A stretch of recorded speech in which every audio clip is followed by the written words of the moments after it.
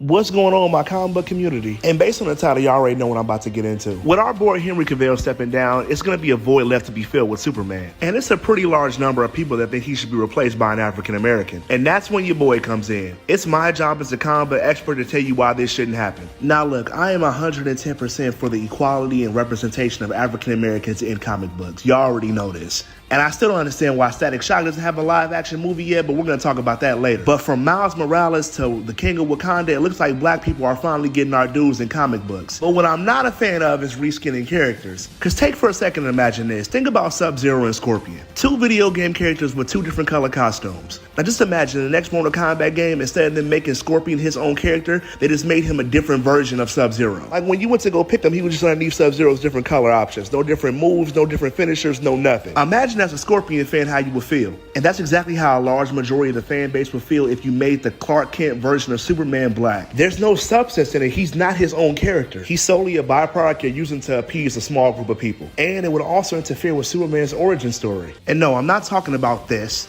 I'm talking about this. His real origin story. See, a lot of people don't know that Superman's origin story is based off of these two gentlemen right here. Their families were Jewish immigrants who came to this country to start a new life. And they created Superman as a byproduct to sum up the Jewish experience that was going on in America at that time. Just compare their experiences to his origin story and see how well they match up. You've got an immigrant, or an alien if you will, coming to a new land or a new world because his homeland is being destroyed. It kind of sounds like little baby Kal-El making his way through space because Krypton is on the verge of destruction. So what I'm saying, my comic book family, is that this is their story. It's their representation, and it shouldn't be disrespected. Because what if they made Static Shock white? Or the King of Wakanda Asian? Not saying we don't need representation for all people of color within the comic book world, but when a writer or creator puts their heart and soul and their representation into their work, some things about it, especially how they look, shouldn't be changed. Because one of the best parts about different people coming together and creating comic book heroes is that people from all different walks of life get a chance to feel super. And it also teaches us to embrace our differences when the world tries to tell us otherwise. During this time in their lives, I'm pretty sure people try to make them feel bad about their dark hair and eyes.